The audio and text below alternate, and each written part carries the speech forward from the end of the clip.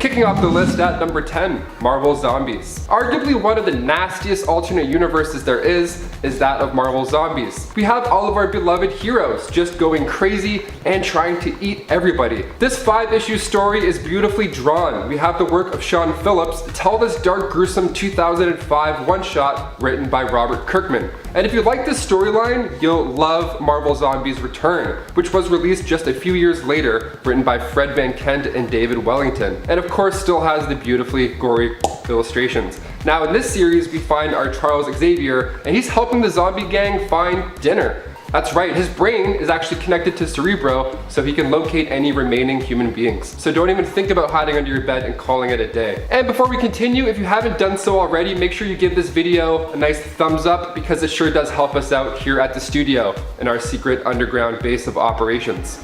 It's this one here. Thank you. Okay, and back to Charles the Juggernaut. Number 9, Juggernaut. Next on our list, we're checking out What If Volume 2, Issue 13, where Professor X becomes, well, the Juggernaut. Yeah, what a combo, right?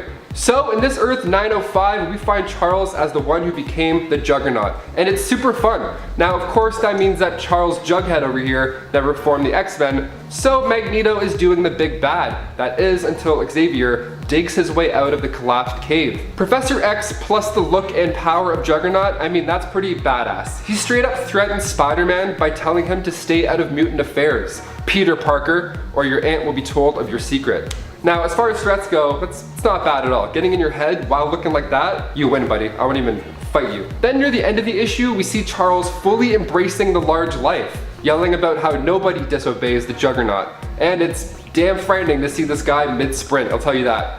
Do not want to be in the way of him. And coming in at number 8, Fascist Xavier. Taking place on Earth 13410, we find Charles as the founding leader of the British Union of Fascists. That's right, taking place in Extreme X-Men Volume 2, Issue 10, Xavier swore to save his country from depression and invasion. So he created an alliance with Mussolini, Hitler, Stalin, and Tojo. So this issue is pretty ambitious to say the least. Like even the cover page, like holy shit. It picks up halfway across the multiverse. Xavier rules over all of the people of this world, and it's grim. He makes this big reveal and he looks like this big wizard. It's wild. He's like, I considered killing you and your friends, but I kind of like your face, so all good. Safe to say that any type of X-Men as a Nazi is definitely gonna get a spot on a dark alternate version list. That's almost a given, especially when you kill Captain America. Come on. And number 7, King Charles I. Taking place in Marvel 1602, released back in 2003, we see quite the spin on our common supers. Dr. Doom is referred to as Count Otto von Doom. Already this issue rocks. This Elizabethan era superhero story written by Neil Gaiman featured Carlos Xavier as a witch breed. Yeah, which was their way of explaining mutants back in the candlelit days. They of course had the same school to train others with extraordinary abilities, but this time it's all considered witchcraft. I feel like if David Blaine went back in time for like 1 minute, he would be burned at the stake. He'd be like, is this your card? And they're like, yes it is. Bye. This issue is quite wordy. It feels and sounds like Game of Thrones. There's a lot of whisper planning, you know? It starts with Sir Nicholas Fury and a handwritten note that makes the readers do this. Like the handwriting's a bit too old, you know? But it's nice. It's definitely a old vibe. So if the cold Elizabethan vibe is up your alley, you know where to go. Number 6, Xavier the Wizard. Making his first debut in Uncanny X-Men 153, this version of Charles might be one of my favorites on the list. The issue opens up with Kitty Pryde reading a bedtime story to Ileana, and the front of the story sees it titled Kitty's Fairy Tale. How fun. We see our main players and their respective roles. Charles with the new alias, the Wizard. And I love his new look. Anything with wizards, I'm sold. Now, it's a children's story, so it's not too dark, but it's insane to leave this out. So, in this fairy tale, we have the Dark Phoenix as the destroyer, the chaos, the ravager of worlds. And she's just destroying everything. And then all of a sudden, our trusty Xavier the Whiz Kid comes in and traps Jean Grey's soul in an orb, her true self. The wizard goes on to explain that this crystal is the only weapon capable of destroying the Dark Phoenix. And you bet it worked like a charm, literally, because, you know, wizards and stuff. And number 5, Bad Baby. We find this version of Charles much younger. Taking place in the new X-Men issue 121, we find Charles as a baby in utero. Now, this may seem like a timeout zone, you know, like nothing malicious should happen before you're born. Like at least wait until you see the world, get a glimpse for it, maybe check it out for a day and then go from there. We see Cassandra Nova, Professor X's twin sister, in there with him. And we watch the two being biologically conceived. And as they grow, we see baby Charles make his way over and he senses the evil from his twin, and then he starts just like punching her in the face. Yeah, you just slowly see him drift over and just bam, just deck her. And then if that isn't bad enough, he wraps the umbilical cord around her neck, and then that doesn't work, so he uses his damn psychic powers to kill Cassandra. This is for sure on the list. This should be on every list. This is crazy. I don't care how evil she was. These pages are a wild sight to see. It's a baby! I'll move on. And number 4, President X. Now I think is the perfect time to reflect on past presidents. So at Top 10 Nerd, we of course have to include President X. Making his rounds in Ruins issue 1 back in 1995 miniseries, we have Charles Xavier as the president. Sounds cool, it's not. He's been elected and he moved into the White House. Well, rather, he moved the White House to Westchester. Yeah, he moved it from Washington because he's cool like that, you know? This is a dark tale. The illustrations are done really well by Cliff and Therese Nielsen. So Warren Ellis wrote this idea that the X-Men hadn't formed, and rather Charles was locking up certain X-Men characters in a Texan prison. But don't worry, he still visits them, you know, just to make sure they're still being tortured and all. And number 3, Lord Xavier, also known as the Witch King. Volume 2, Issue 9, Extreme X-Men. The Witch King ruled over Genosha and sports a look that probably takes the cake. I mean, come on, this is just badass. He has an army of orcs and beasts on top of his already spectacular abilities. In this issue, we also see a few upgrades to the Professor, like concussive energy blast, for example. In the opening of the story, we see him effortlessly take down invaders with machines. So it doesn't matter how you roll up to this fight. If you want to roll up in a car, maybe a helicarrier, whatever the case, Lord Xavier will laugh as he showcases just how powerful he can be. And number 2, X-Men Noir. One of my favorites, released back in 2008, X-Men Noir issue 1 gave us a gothic dark version of the Prof. Taking place on Earth 90214, Charles is a psychiatrist who runs the Xavier School. Only this school is for exceptionally wayward youth, and rather a home to juvenile delinquents. So Charles' role in all this? Well, he trains them to become better criminals, that is. Yeah, after the death of one of his students, Warren Worthington III, due to his teaching methods, Charles was arrested and incarcerated in Rikers Island. I always loved the Noir theme. Spider-Man Noir and Spider-Man Into the Spider-Verse was such a nice touch. Love that depressing black and white vibe mixed in there, you know? I feel like Nickelback should be playing the whole time you read these comics, definitely. Just in the background, just very low. And finally, coming in at number 1, Logan.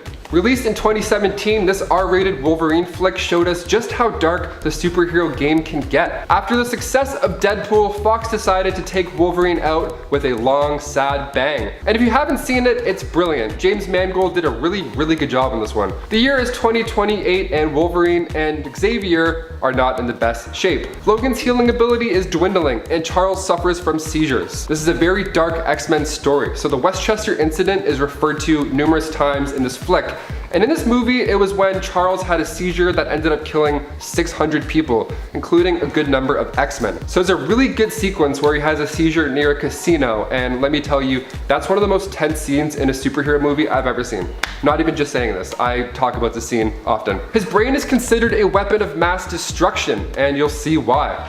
So Charles and Logan, or rather, Logan, as he says it 900 times in the movie, they're trying to lay low and keep each other safe, with the help of Caliban, of course. Number 10, Azure Nightcrawler. In Marvel's Mangaverse, X-Men, we meet Azure Nightcrawler. In this world, he's a mutant criminal affiliated with the Azure, a team of blue-skinned evil mutants including Beast and Mystique. This version of Nightcrawler is even more demon-like than usual and wears some intimidating red ninja armor. He battles against Wolverine and Moonstar, confronting them while they're searching for Rogue. Surprisingly, he holds his own well against them until Cyclops arrives. He's eventually defeated at the hands of Wolverine, who brutally cuts off his tail and later impales Nightcrawler's head with his claws. Number 9, Prisoner Nightcrawler. In Ruins Volume 1, published in 1995, we follow the story of reporter Philip Sheldon infected with a virus as he travels around a horribly warped and twisted world, interviewing heroes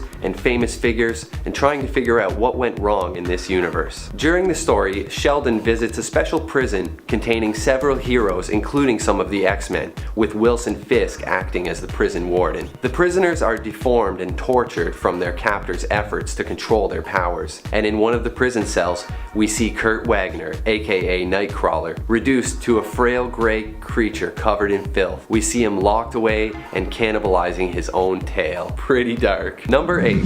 Alpha Nightcrawler. First appearing in X-Men Alpha #1 in 1995, this version of Nightcrawler had a traumatic experience that caused him to despise religion, unlike his counterpart from the Prime Marvel universe. Professor X dies in this universe, and Nightcrawler joins Magneto's X-Men to stop Apocalypse from dominating the world. This version of Nightcrawler has some pretty dark moments, including killing Deadpool by teleporting his head off and nearly taking down Wolverine in a one-on-one showdown. Eventually, he meets a real hero's death, sacrificing himself to imprison the exterminators in another universe. Number 7. Dark Crawler. In Incredible Hulk number 126 from 1970, we meet Nightcrawler, Chunky Edition. Dark Crawler is an ancient enemy of the Undying Ones, demons who ruled the Earth thousands of years ago. They once sent the Hulk after him, and in the battle that followed, Dark Crawler's big scepter was broken, and he was pulled into the Undying One's dimension. There, he defeated the Undying Ones and their leader, the Nameless One. Nightcrawler then became their new leader and earned the title Dark Crawler. His deadly scepter of shadow and creepy red eyes make him a sinister dark counterpart to Nightcrawler, landing at number 7 on our list. Number 6. Egyptia. This version of Nightcrawler, found in Secret Wars Journal number 1, was part of a plot to overthrow the Barris Khonshu of Egyptia. This Nightcrawler is almost ape-like, like an Egyptian monkey samurai version of Nightcrawler. During the showdown, Spectre, aka Moon Knight, shows up and warns the rebels that the Baroness is indeed a goddess and her curfew exists for their own good. Spectre then transforms as a pack of man-wolves appear and charge the heroes, killing this super cool version of Nightcrawler. He's kind of like a side character in this story. Number 5. German Nightcrawler. In Marvel's Excalibur, published in 1989, we meet a version of Nightcrawler from a universe where, in World War II, the German forces were victorious. In this world, Nightcrawler is a member of the super team Lightning Force. He once squared off against the normal Nightcrawler from the Marvel Prime universe, Earth 616, teleporting him around multiple times and then mocking him after he passed out, calling him an inferior specimen. This version of Nightcrawler has longer, sharper nails and a sharp outfit to match. He's even got a sweet pair of shades like any dark version of a character should. Number 4. The Demon. Appearing in X-Men Noir, Mark of Cain, this Nightcrawler is a dark one indeed. Recruited by a German government agency known as Weapon X, he was put to work kidnapping an American spy known as the Mimic in exchange for his freedom. Also known as the Demon, he tends to speak in sermons like a priest and wears a super creepy devil mask to hide his hideous burnt face. Coming from X-Men Noir, it's no surprise that this version of Nightcrawler is so dark. And if you like this list, I definitely recommend checking out X-Men Noir for yourself. And I definitely recommend hitting like on this video. Number 3. Zombie Nightcrawler. First appearing in Marvel Apes Primate Special, this version of Nightcrawler is, well, a zombie. In the Primate Special, there's a whole universe full of hilarious alternate versions of Marvel heroes that are apes, with names like Spider Monkey and the Silverback Surfer. In Volume 1, we see Tony Stark and the Hulk have similar visions in which they see the ape world invaded by zombie versions of Marvel characters, including a crazed looking zombie Nightcrawler seen attacking an ape version of the Scarlet Witch. It's bizarre and it's dark. Number 2. House of M. First appearing in Marvel's House of M event, this Nightcrawler grew up in hiding with his mother Mystique, later becoming a member of S.H.I.E.L.D. in Magneto's mutant-run world. Later, he joins Wolverine's special team known as the Red Guard, and he has a pretty lengthy character arc that sort of mirrors the Prime Universe Nightcrawler in some interesting ways. Regardless, he eventually finds himself banished to the Deadlands and is eventually killed by a group of zombies, meeting a surprisingly dark end. And now, number 1, Banff Dragon. In Marvel's Inferno, released in 2015, we meet what is possibly the darkest version of Nightcrawler yet. His mother was a shape-shifting villain, and his father was a half-demon. Fighting alongside Cyclops and Colossus, Nightcrawler regularly helps a team teleport to the Inferno, also known as Limbo or Battleworld, in efforts to rescue Colossus's sister Illyana. During the 5th of these yearly showdowns, these attempted rescues, Nightcrawler is captured and tortured, and his soul becomes corrupted, turning him into a demon. Specifically, he becomes what Scott Summers refers to as Banff Dragon, or is that an acronym? Anyways, he winds up causing the X-Men to lose ground. Teleporting inside the X-Men's force field, he helps kill Beast and Doctor Strange. This allows a horde of Inferno's demons to enter into Manhattan, and we see Dragon Nightcrawler wandering the streets as the demon horde rampages through the city. Now that is dark. Number 10. Chief Magnus. In the Noiroverse, the reality of Earth 90214, Eric Magnus is one of the worst kind of villains, and he doesn't even have any powers here. Much like how Spider-Man has a noir version of that comic, so does the X-Men. In the comic series X-Men Noir, we meet Chief of the NYPD Detectives, Eric Magnus, a crooked cop who aims to protect his family through using his power to control the criminal world, creating his own underworld society known as the Brotherhood. He attempts to encourage Charles Xavier to partner with him. Xavier runs a school for wayward youth, and Magnus would see them given a place in the criminal world via the Brotherhood. When Charles refuses, Magnus has one of his students killed. Number 9. Grand Inquisitor Enrique. Obviously, we have to talk about the dark alternate reality that is Neil Gaiman's 1602. Here, Magneto is known as Enrique, who was a young Jewish boy in Venice who was separated from his family and baptized by a priest and raised by the Catholic Church, forbidden from ever returning to his family again. He would go on to become the Grand Inquisitor, responsible for searching out, hunting down, and eliminating the witch breed, which in 1602 speak is another word for mutant. Enrique was forced to burn alive witch breed with visible mutations at the stake, despite being one himself, and really wanting to not do that. Number 8. Earth X. On the alternate reality of Earth 9997, which comes to us from the Earth X series, Magneto ends up as Toad's slave after being originally proclaimed a hero. In this reality, Magneto defeats all the Sentinels and rules in the newly formed Sentinel City thereafter. He invites Toad to join him, but Toad secretly resents Magneto for all the years of mistreatment he has suffered while under his leadership. When the vibranium levels in the Earth change, however, Magneto finds his powers have altered. In fact, Toad seems to have inherited his powerful magnetic abilities somehow due to this change, and Magneto is left depowered. Toad then enslaves Magneto for a time, and Magneto is forced to become Toad's jester. Both funny and dark. It's funny dark. Dark humor. Number 7. The Chaos Engine Trilogy. The Chaos Engine Trilogy is an X-Men novel that is a collection of 3 stories which explore alternate realities where 3 iconic Marvel villains use the Cosmic Cube in order to manipulate the world, finalizing their plans for world domination and shaping the world in their own image. Magneto himself is one of those iconic villains and is featured in the second book. The X-Men must fight to stop Magneto from enacting a plan which would result in worldwide mass murder, allowing Magneto to finally assert his dominance over the humans who have long toiled to oppress mutant kind. Of course, this is the sort of thing Magneto is usually plotting as a villain, but this time around he has the power of the Cosmic Cube to back him up, making this version of him even more frightening.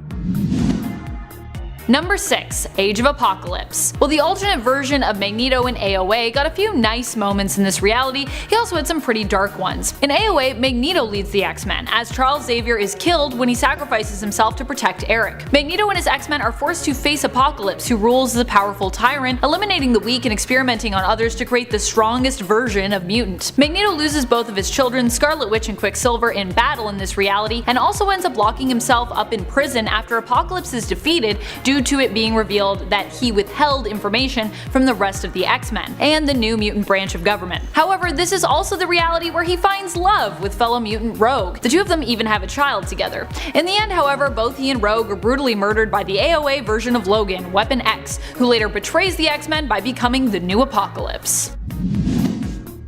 Number 5. Big Town. During a Fantastic Four What If miniseries entitled Big Town, Magneto appears as one of the villains teamed up to take down enemy Reed Richards. The crazy thing about this story and this alternate Magneto of Earth 110 is that he doesn't attempt to take out Mr. Fantastic alone. He is joined by Hulk, Namor, Doctor Doom, Ultron, of course his own Brotherhood of Mutants, which this time around includes Storm and Wolverine, surprisingly, and Red Skull. Yep, Magneto has been established as a Holocaust survivor, which granted could not be true in this alternate reality, we don't fully know, but we can likely assume that he is, as it's not singled out as being a difference. Alternate reality stories tend to enjoy flaunting any differences, as that's, kind of what they're all about. So yeah, Magneto, a Jewish World War II survivor, a Holocaust survivor, and Red Skull, an established German World War II soldier, team up to take out Reed Richards in this story, which is admittedly pretty dark, because that's not a thing you'd think Magneto would do normally.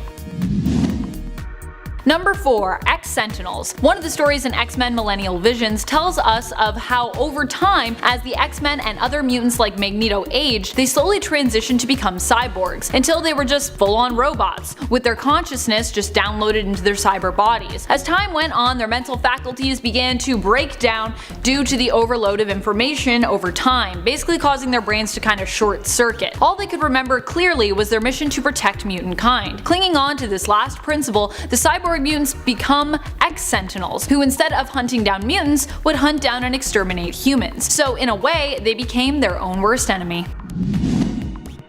Number 3. X-Men films. What we know of Eric's past in the X-Men films is enough to convince you just how dark of a character and story he saw there. Eric was Jewish and living in Germany with his family during World War II. As a young boy, his powers started to manifest, but not strong or soon enough to save his family from being put into concentration camps. He was studied by a doctor who was allied with the Germans, a man we'd come to know as the famous Sebastian Shaw. And when Eric could not perform one of the tests that Shaw gave him, Shaw murdered his mother in front of him, hoping that the rage would help to unlock the full potential of Eric's powers. This is also the reality where much later on Eric would settle down and start a family. Eric was married and he and his wife had a daughter together, following his adventures in the film Days of Future Past. Unfortunately, after coworkers discovered that Eric is actually Magneto, witnessing his powers, he ends up being apprehended by the Polish authorities, who accidentally kill his family when his daughter's mutant powers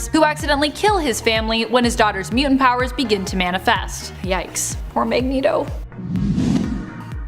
Number 2. Days of Future Past, but the comic book version. Magneto from the alternate reality of Earth 811 has a pretty bleak life after the Sentinels take over the country. At first free from the mutant concentration camps, Magneto is aiming to find his daughter Scarlet Witch, who has gone missing. When Wolverine, Jubilee, and Magneto do find her, they discover she's being held prisoner and used as a weapon by the Hellfire Club. They free her, but she ends up dying anyways, and during the fight, the bones in Magneto's legs are completely shattered, leaving him unable to walk. When finally captured by the Sentinels and placed in a mutant concentration camp, which you think would be hard enough for the poor man, he ends up sacrificing his life to help the X-Men and Franklin Richards escape so they can hopefully follow through with their plan to alter reality and avoid this whole apocalyptic fate. Number 1. Ultimate Magneto. Magneto in the Ultimate Universe of Earth 1610 is the most extreme and the most dark, like many other Ultimate versions. This is the reality where both Magneto and Xavier, when they first meet, decide that mutant kind is meant to replace humankind and form the Brotherhood. Here, a young Eric also kills his father when his powers first manifest, though in his defense, his father was trying to shoot him dead at the time. Eric instinctively causes the bullet to turn back around on his father, fatally wounding him with the reversed gunshot. This is also the reality where when some refused to join Magneto in his cause, he simply responded by killing them. During Ultimatum, his severe stance on how to best deal with the oppression of mutant kind caused him to kill millions of people, including his former friend Xavier. He snapped Xavier's neck and also killed other famous X-Men including Beast and Nightcrawler.